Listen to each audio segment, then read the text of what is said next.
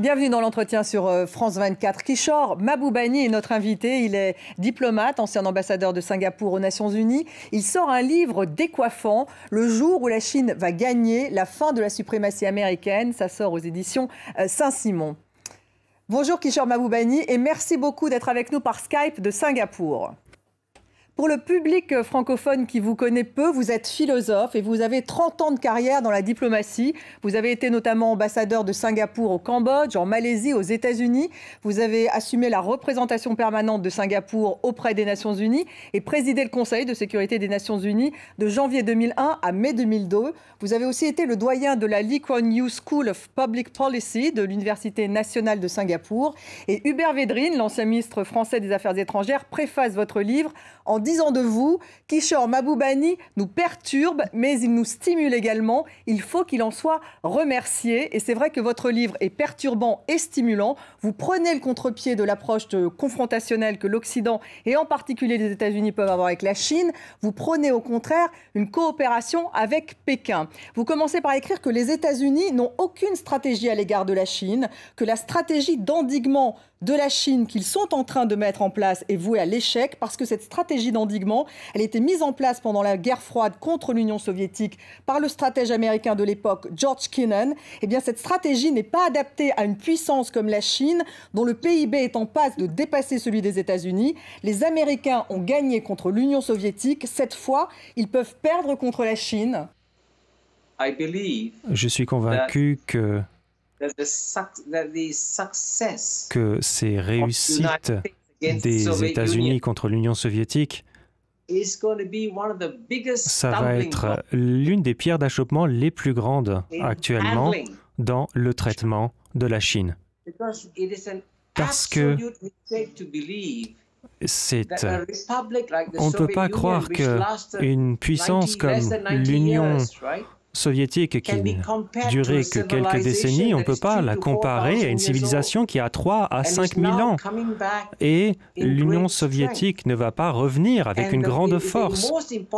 Et le facteur le plus important à connaître concernant la Chine actuellement est que ces 40 dernières années dans l'histoire chinoise, les Chinois ont connu une meilleure amélioration de leur niveau de vie depuis 40 ans que ces 4000 dernières années de l'histoire chinoise. Il s'agit donc d'une civilisation forte et ancienne qui rebondit avec une très grande vigueur. Et au lieu de voir le retour d'une civilisation dynamique, en fait, les États-Unis imaginent que c'est un nouvel empire communiste qui est sur le point de s'effondrer. Et donc, comparer la Chine et l'Union soviétique est une incompréhension totale de la Chine de la part des Américains. Ce que vous dites sur l'absence de stratégie globale vaut pour Donald Trump, mais aussi pour Joe Biden, Kishore Mahbubani. Eh bien, je crois que j'ai été très heureux quand Joe Biden a été élu. C'est bien meilleur pour le monde d'avoir Joe Biden en tant que président, plutôt que d'avoir Donald Trump comme président des États-Unis d'Amérique. Mais malheureusement, le gouvernement Biden, pour l'instant, fait une énorme erreur stratégique en affirmant que Trump s'était trompé sur toute la ligne, sauf pour la Chine.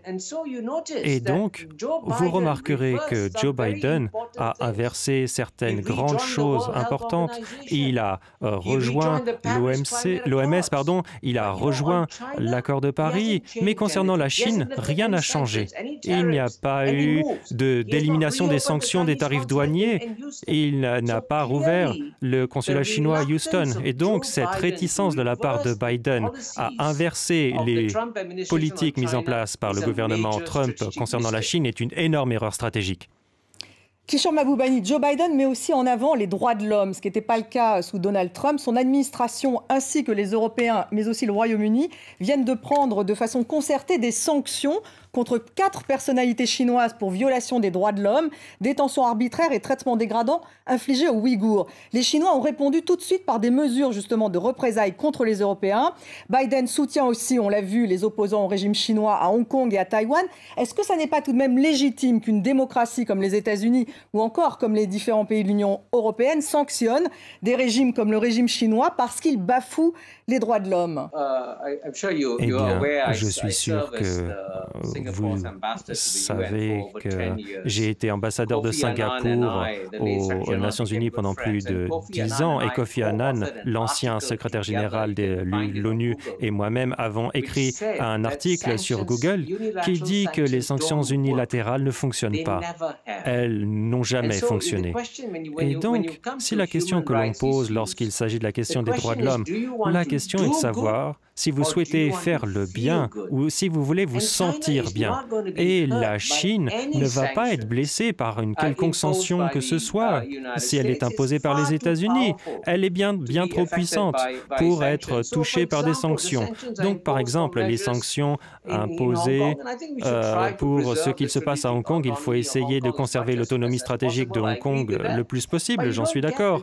Mais on n'obtiendra pas de résultats par des sanctions, il faut le faire par le dialogue et le débat avec une puissance telle que la Chine. Kishore Mahbubani, vous écrivez donc que les Américains n'ont pas de stratégie à l'égard de la Chine, mais vous écrivez aussi que les Chinois ont commis une grave erreur stratégique. Ils se sont aliénés, les chefs d'entreprise américains, en ne respectant pas leurs engagements. Ils ont bafoué le principe de réciprocité et ils se sont mis à dos toute la communauté business américaine. Ils l'ont fait après la crise de 2009, vous écrivez, parce qu'ils pensaient pouvoir en profiter. C'était une grave erreur, vous dites.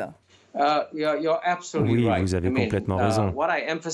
Ce sur quoi j'insiste dans mon livre concernant les États-Unis et la Chine est que des erreurs stratégiques ont été faites des deux côtés. La Chine a fait des erreurs, mais elle apprend de ses erreurs.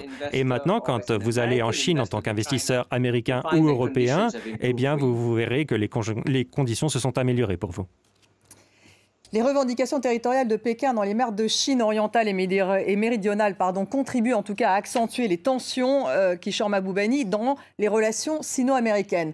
Nous riposterons si nécessaire lorsque la Chine utilisera la coercition et l'agression pour arriver à ses fins. C'est ce qu'a déclaré Anthony Blinken, le chef de la diplomatie américaine. Et vous écrivez finalement que la Chine, elle n'a aucun intérêt à entrer dans un conflit militaire avec les États-Unis, qu'elle n'est pas expansionniste. Alors évidemment, quand on regarde ce qui se passe en mer de Chine, on peut penser le contraire, Kishore Mahbubani. Y a-t-il un risque de guerre entre les États-Unis et la Chine? Quand on a une situation, ce que l'on connaît actuellement dans l'histoire mondiale est quelque chose qui se passe depuis 2000 ans. Chaque fois que la puissance émergente numéro 1 du monde, qui est actuellement la Chine, est prête à dépasser la grande puissance mondiale, les États-Unis d'Amérique, eh bien, la puissance numéro 1 essaye toujours de faire redescendre la puissance émergente. Ça s'est toujours passé, c'est ce que je décris également dans mon ouvrage. Il est donc naturel que les États-Unis essayent d'empêcher l'essor de la Chine et donc ils organisent plus de patrouilles de plus en plus près des eaux territoriales chinoises. Et je suis d'accord qu'il y a un danger d'incident entre les États-Unis et la Chine, peut-être dans la mer de Chine méridionale, comme vous l'avez dit. Néanmoins, je sais également le principal enseignement tiré par les États-Unis de la guerre froide est que quand vous avez deux pays avec l'arme nucléaire, on ne peut jamais dire quand il pourrait y avoir un accident et donc une guerre nucléaire accidentelle. Donc tant que les États-Unis a l'arme nucléaire et tant que la Chine a l'arme nucléaire, le danger d'une guerre ouverte est de quasiment zéro. Néanmoins, il faut être extrêmement prudent et c'est pour cela qu'en fait, je suis ravi que le secrétaire d'État Blinken et le conseiller à la sécurité nationale Jake Sullivan aient rencontré des homologues chinois. Mais en tout cas, il est bien que la discussion commence pour empêcher des incidents tels que ceux qui pourraient se produire dans la mer de Chine méridionale, comme vous l'avez dit. Vous dites qu'il faut relancer le multilatéralisme, Kishore Mahbubani, avec les Chinois. Mais alors, est-ce qu'il ne faudrait pas revoir le statut particulier de la Chine au sein de ces institutions? La Chine a encore un statut spécial au sein de l'OMC et également dans les accords de Paris sur le climat. Alors, comment la première puissance mondiale, ou en tout cas celle qui est en passe de devenir la première puissance économique mondiale, peut-elle encore conserver ce type de statut spécial alors qu'il est réservé aux pays en voie de développement dans ces organisations internationales? On est tout de même loin de la réciprocité, Kishore Mahbubani. Oui, là, je suis complètement d'accord avec ce constat. Avec l'émergence de la Chine et son accession au statut de puissance numéro 1 dans le monde, on dit qu'un grand pouvoir entraîne de grandes responsabilités. Et donc, le monde devrait s'attendre à ce que la Chine prenne de grandes responsabilités, bien sûr, mais regardez par exemple le Fonds monétaire international. La Chine serait très heureuse de pouvoir augmenter sa puissance. Et Christine Lagarde l'a dit, dans la Constitution, dans l'acte constitutif du Fonds monétaire international, les versements au FMI dépendent de la taille de l'économie et donc avec le PIB chinois qui deviendra le plus grand du monde, eh bien sa contribution devrait être la plus grande et donc il faudrait que le siège du FMI passe de Washington à Pékin et donc cela fait aussi partie de l'ajustement psychologique qui doit avoir lieu.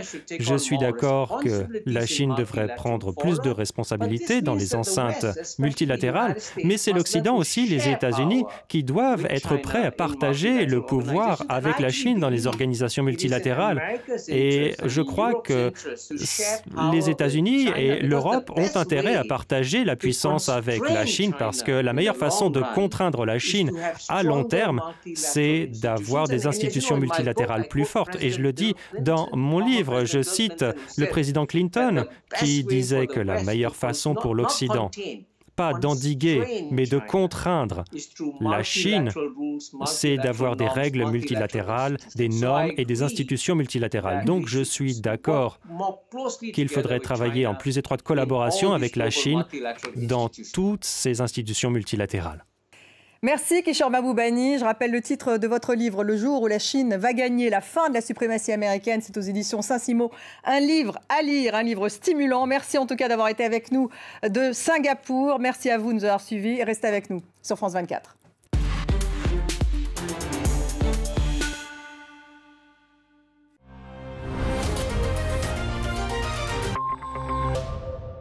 Craquez pour la météo avec le pain des fleurs.